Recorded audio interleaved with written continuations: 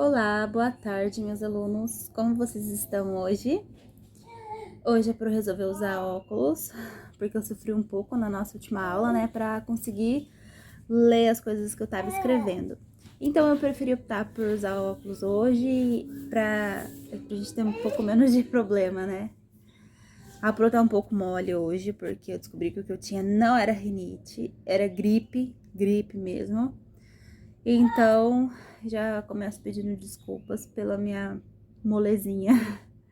Mas é isso aí.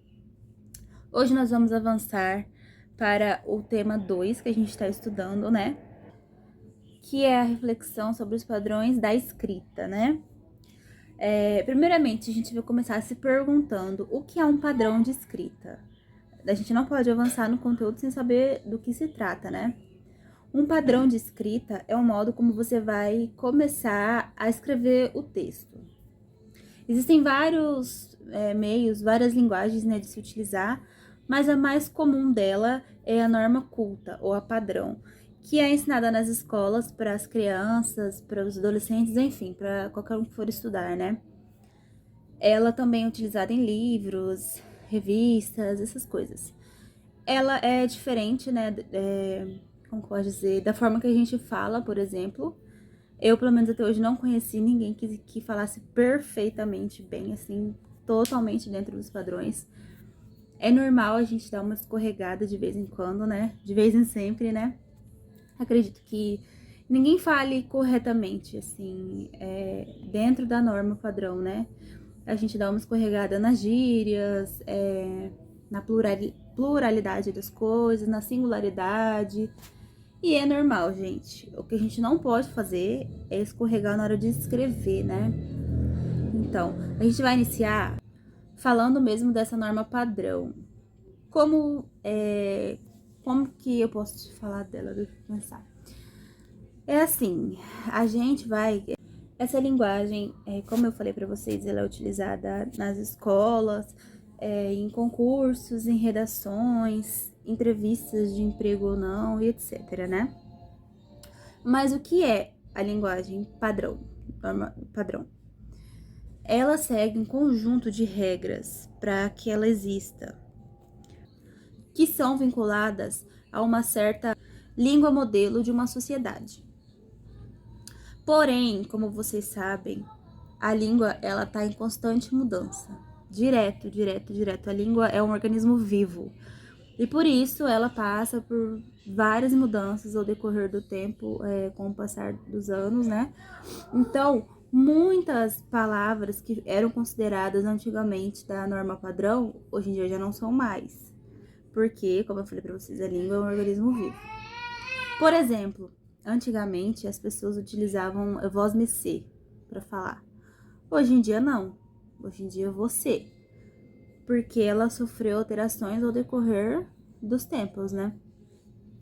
Então, essa língua padrão, ela vai variar um pouco de acordo com o tipo de sociedade onde você está incluso, onde você vive, né?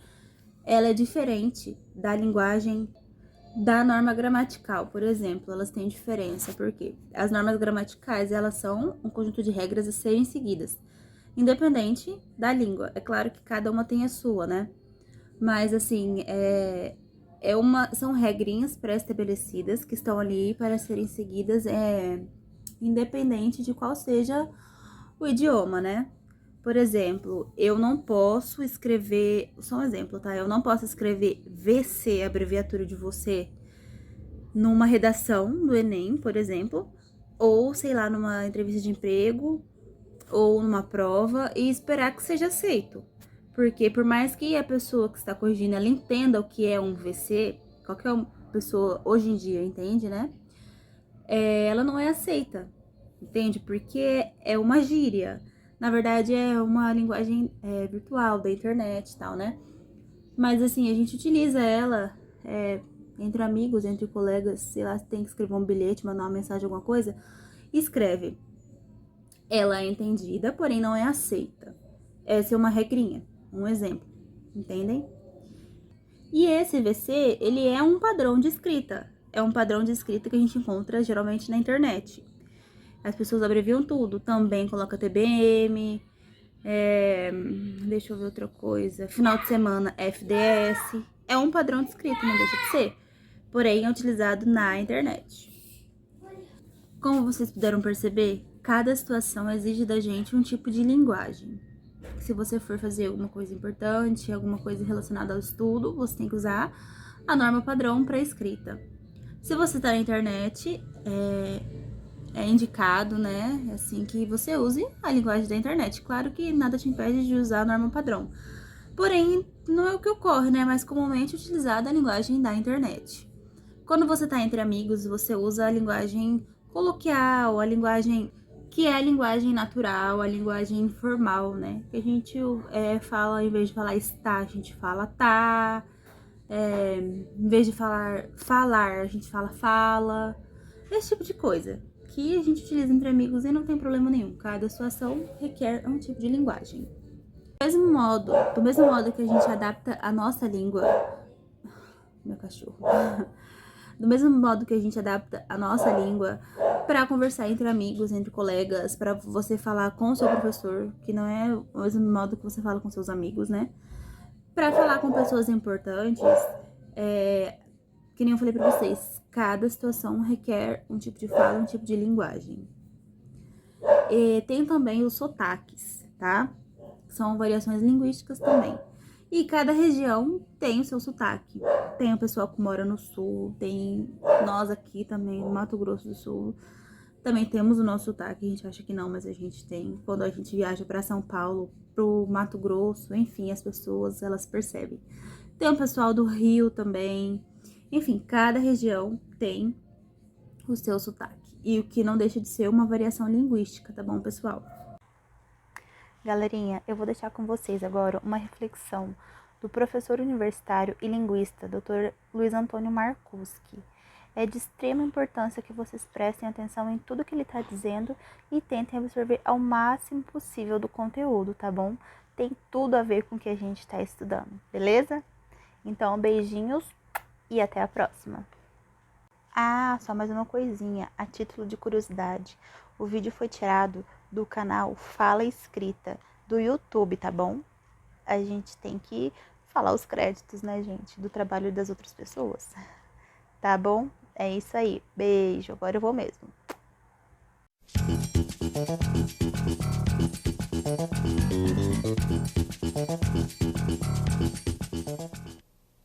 Tendo ofertas também de mini saias adulto. Compra o vale, compra o vale, compra o vale.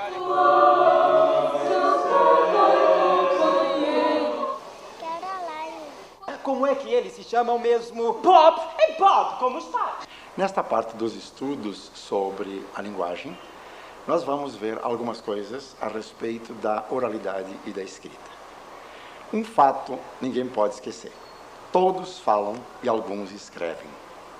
Todos os povos dos quais nós temos conhecimento, e mesmo dos que não temos conhecimento, é muito provável, falaram, mas muito poucos escreveram. Hoje em dia, inclusive, existem em torno de umas 4 a 5 mil línguas faladas no mundo. Dessas, menos de 10% tem escrita. Uma escrita própria, uma literatura e uma tradição. Nós, na língua portuguesa, temos uma bela tradição escrita. Mas nem por isso deixamos de falar. Se nós fôssemos fazer uma análise do nosso dia a dia, desde que a gente acorda até quando vai dormir, provavelmente nós iríamos descobrir que mesmo os que mais letrados são, os que têm maior grau de letramento, vão utilizar mais de 90% do tempo falando e uns 10% do tempo escrevendo. No entanto, apesar de, mesmo hoje, numa sociedade como a nossa, em que a escrita entrou de forma tão violenta, mesmo assim, nós continuamos falando bastante e damos uma importância enorme à escrita. Tanto assim que hoje, se a gente vai observar, para definir uma pessoa educada, a gente praticamente diz quando uma pessoa é escolarizada. Quem não escreve, quem não tem uma educação formal na escola, etc., não é uma pessoa educada nos dias de hoje.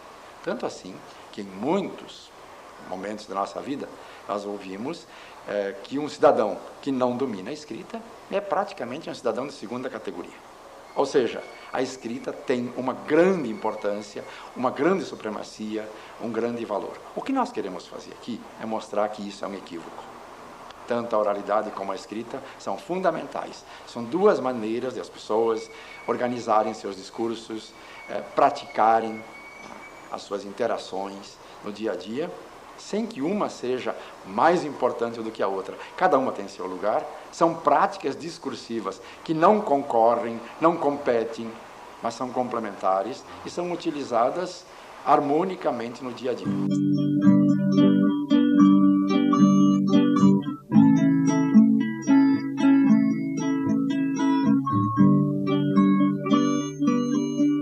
Outro aspecto importante é que o ser humano existe mais ou menos há 1 milhão de anos e sempre falou. A escrita existe no máximo 5, 6 mil anos. Quer dizer, a escrita é extremamente recente em todas as suas diversas formas de se manifestar. Vem de uma cultura em que o escrito, né, assim, sempre sobrepõe a questão, né, oral.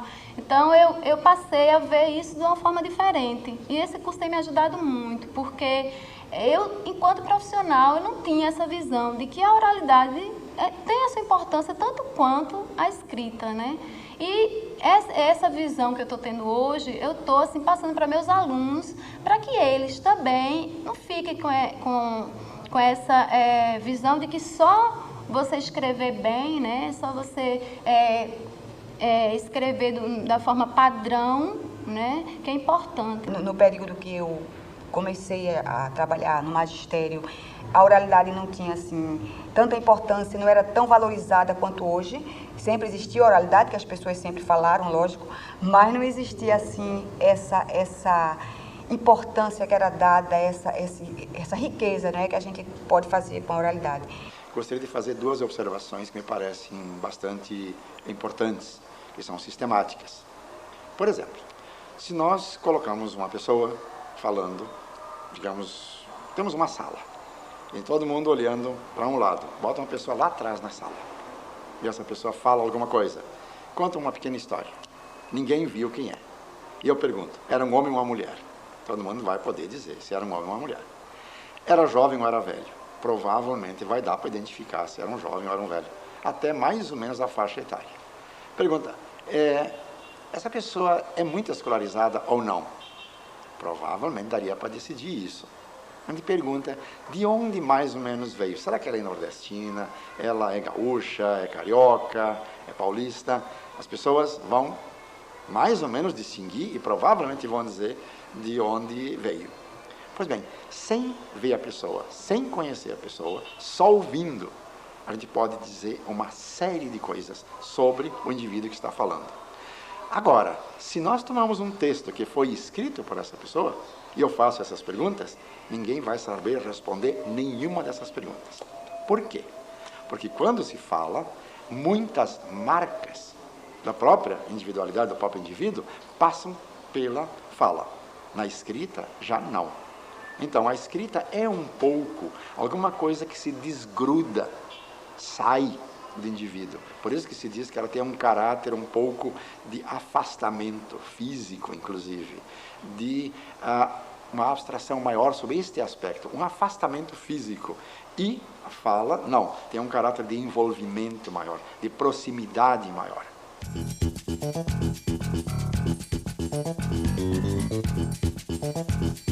Muitas vezes os livros didáticos fazem uma tremenda confusão. Acham que a fala é contextualizada e a escrita descontextualizada. Não é verdade.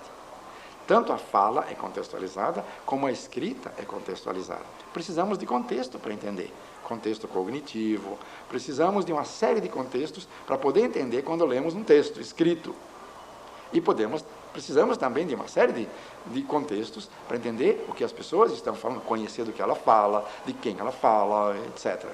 Agora, o que acontece é que as pessoas estão confundindo aqui a situacionalidade. O que a fala tem é um envolvimento situacional. Eu posso apontar para uma cadeira, para uma coisa, essa cadeira, ou essa pessoa, ou apontar com o dedo, ou fazer um sinal e não dizer nada.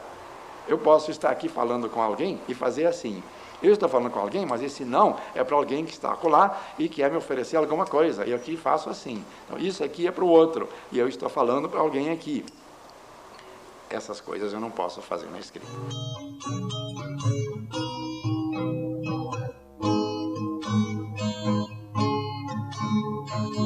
A oralidade tem investimento de um grande conjunto de elementos simbólicos que não podem passar para a escrita. Por exemplo, a gestualidade, o tom de voz, a velocidade, a pausa. Eu posso elevar a voz, eu posso, por exemplo, dizer assim, eu gostei muitíssimo disso. Eu posso dizer, gostei muito, muito, mas muito. Eu repetindo muitas vezes o muito, parece que eu gostei muito mais do que dizer gostei muitíssimo. Bom, mas eu também posso elevar a voz, eu posso fazer outro tipo de entoação. Quando alguém xinga, a gente sabe pela maneira como ele xinga, etc. Eu tinha um professor muito bom, ele fazia assim, Eládia, conjugue o presente do subjuntivo do verbo ser. Aí eu tinha estudado muito, que eu sempre fui muito estudiosa, aí tinha que botar o que na frente, senão era absurdo. Aí que eu seja, que tu sejas, isso já estou toda tremendo, toda vermelha, capaz de morrer.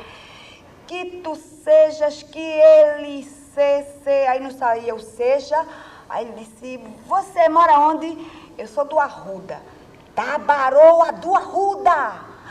Não sabia o que era tabaroa. Sabia que era coisa ruim pela brabeza, pelo gesto, pela fisionomia do professor. Sabia que eu tinha ido mal. Uma série de outras coisas que nós fazemos que se chama a prosódia. Todos esses elementos da prosódia que constituem a maneira de falar, o sotaque, etc., não dá para pôr na escrita. Porque a escrita opera com letras, etc. Dá para pôr outras coisas na escrita. Posso pôr fotos, posso pôr uma série de coisas. Mas esses elementos não passam. O que significa isso? Significa que a fala é uma maneira de representação da língua e a escrita também é uma outra maneira de representação. Uma representação gráfica e uma representação fônica. É o som e a gestualidade que conta. E também os movimentos do corpo, a entoação de voz, volume e uma série de outras coisas. E na escrita, esses elementos não estão lá.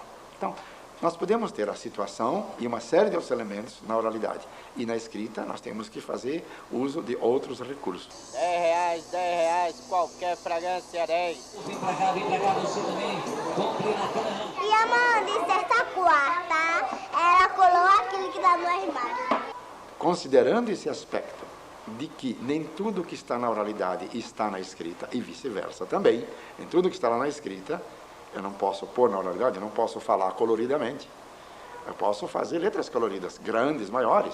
Eu não falo letras, eu falo palavras, eu tenho som. Então, o que vai acontecer? Acontece que a escrita não é uma representação da fala. E os livros didáticos vivem dizendo, a escrita é uma representação da fala. Não, a escrita é uma representação da língua. Assim como a fala é uma representação da língua. São duas formas de representar todo o sistema linguístico, são duas práticas discursivas, e não uma representando a outra. Isso não é verdade. Então, esse é um aspecto fundamental. Hoje em dia, cada vez mais está havendo uma mudança nisso. A publicidade, por exemplo. Nós andamos pela rua olhando os outdoors. Eles estão cheios de figuras. O que menos tem é a escrita. Escrita alfabética. Mas tem outra coisa. Porque justamente depende da forma como vai interagir com o leitor. Exato, se você faz um outdoor cheio de texto, você que vai passando não tem tempo de ler. Como na oralidade também nós temos o gesto. O que é um gesto? Um gesto é um desenho fora da mente daquilo que estou pensando. Eu digo, era grande, era pequeno, né? Era bem pequenininho. Ou eu digo que era bonito, então, ou faça qualquer coisa. Os gestos, a nossa gestualidade, assim, assim. Eu posso, esses gestos todos, eles são itens lexicais, na verdade, na oralidade. Eles funcionam como substitutos de palavras. Essa é uma questão muito importante, porque, inclusive, em culturas diferentes, os mesmos gestos significam outras coisas. Um gesto aqui pode significar uma coisa, num outro, muito interessante, num outro pode ser ofensivo, ou vice-versa. Então, O que nós temos que entender é que essa variedade de manifestações simbólicas são apenas formas para produzir sentidos. E as pessoas, quando utilizam isso, é que produzem os sentidos. Os sentidos não estão nas formas. Os sentidos estão naquilo que as pessoas fazem com as formas, nas práticas sociais. Uma das características da fala, por exemplo, numa conversa, é justamente a troca de turno. Vocês viram que eu tentei entrar 2 vezes na conversa aqui e ele manteve o turno. Na escrita, isso não tem esse problema, porque a escrita eu estou fazendo sozinha. Então, eu decido quando eu vou começar o próximo parágrafo, quando eu vou começar o próximo capítulo do livro, ou não. Numa conversa face a face, com 1, 2, 3, 4 pessoas, essa construção é coletiva. Há uma cooperação. Nesse exato momento, ele poderia revidar e começar a tomar meu turno. Eu vou continuar a falar desesperadamente, até acelerando o ritmo da voz, como uma característica de manutenção de turno. E essa questão é interessante pelo seguinte, vou só lembrar um aspecto interessante. Nós temos uma forma de tomar o turno, de entregar o turno, etc., que não é a mesma, por exemplo, dos alemães, dos dinamarqueses ou dos chineses. Por exemplo, os dinamarqueses, eles esperam que a pessoa pare e tem que haver no mínimo 1 minuto, ou 1 segundo ou 2 de silêncio para o outro começar a falar. Ninguém é assaltado. Ninguém é assaltado no turno. Aqui no Brasil, não. A pessoa está falando, a gente espera que faça um mínimo de pausa, ou baixe o tom e a gente entra e toma a palavra. Então, nós somos assaltantes contumazes das outras pessoas, né, quando falam. Mas tem também o fato de você esperar com quem você está falando. Né? Então, se eu estou com uma pessoa que é mais íntima, numa discussão que esteja mais informal, pode ser que eu me sobreponha a você com mais facilidade do que agora, nessa situação em que nós estamos gravando algo para ser transmitido para vocês que aí estão ouvindo. Então, há uma certa hierarquia, um certo cuidado em deixar o outro terminar o turno para entrar. Eu acho que é importante ver aqui que a questão da oralidade e da escrita está também acoplada aos gêneros textuais que nós produzimos. Nós estamos interagindo numa conversação face a face, ou se nós estamos numa sala de aula, então é evidente que a palavra, em geral, fica com o professor. Então, a ideia é um grupo de passado, um grupo do presente e um grupo do futuro.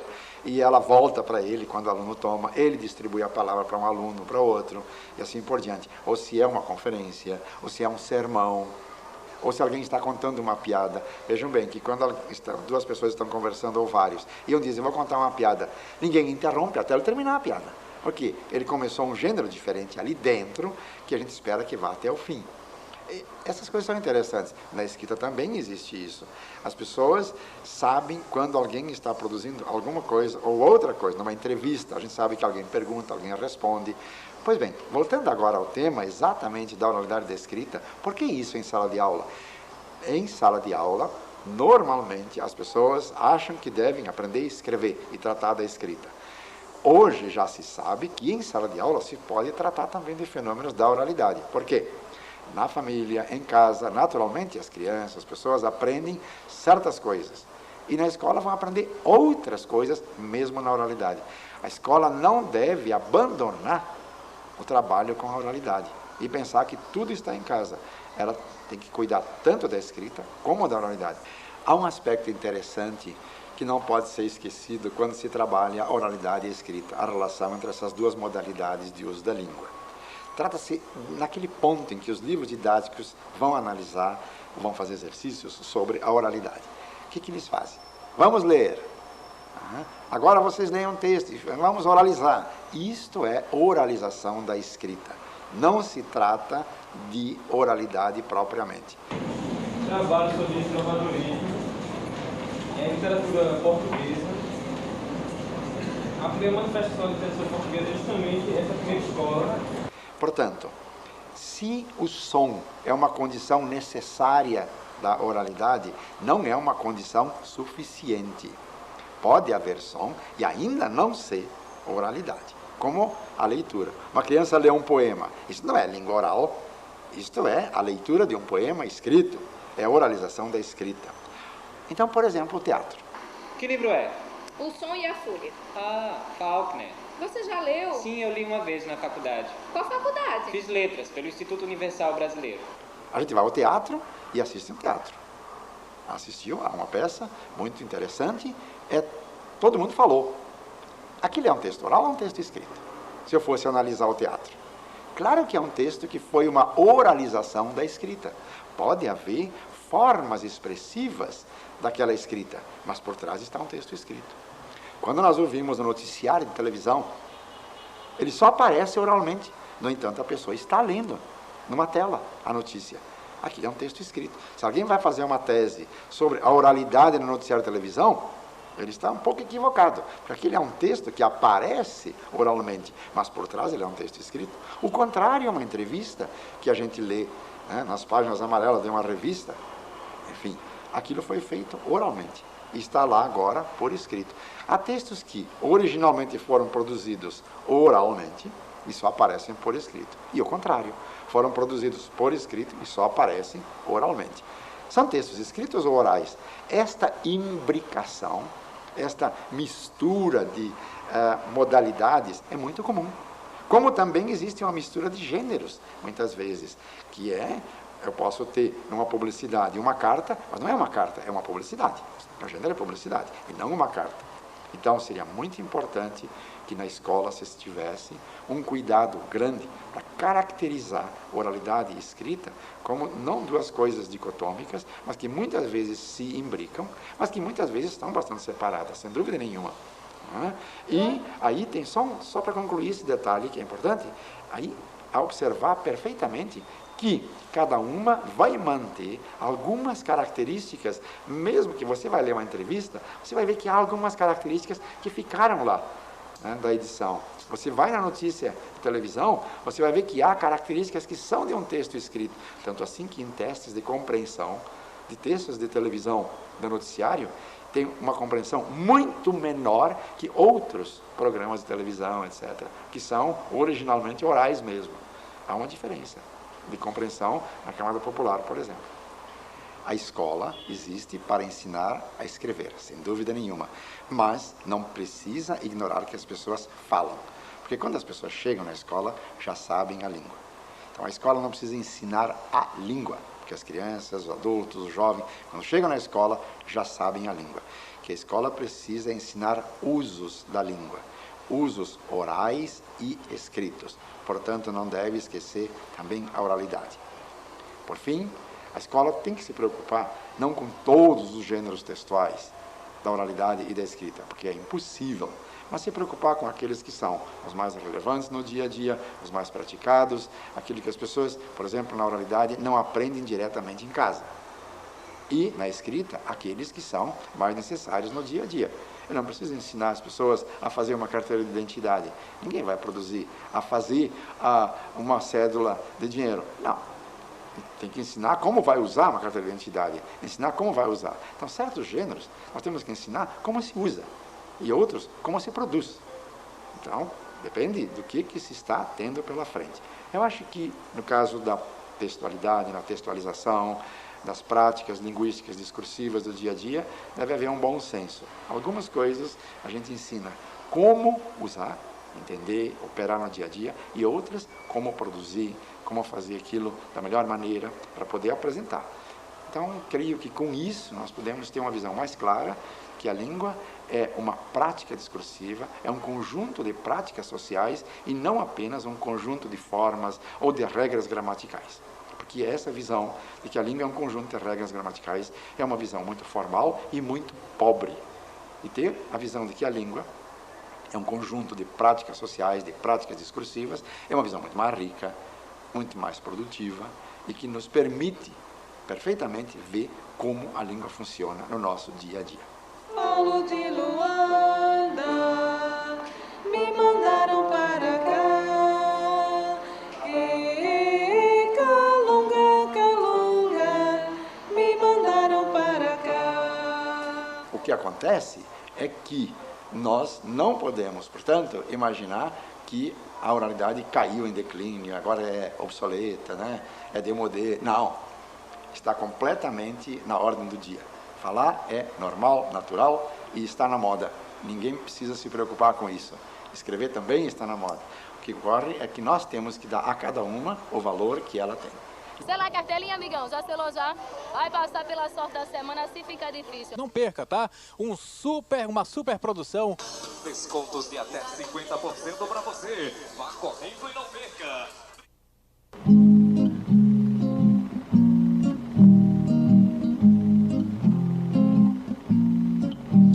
Estrelinha, minha amiga, que brilha e me guia. Uma noite algum dia eu estarei contigo e alcançando o teu céu levarei comigo tua luz, tua alegria, bem pouco de tua vida e se mudares de direção estudarei os astros com estudo, se quiseres seguirei tua pista e na ciência da saudade, brincando de poesia infinita, amizade eu farei sem tua companhia.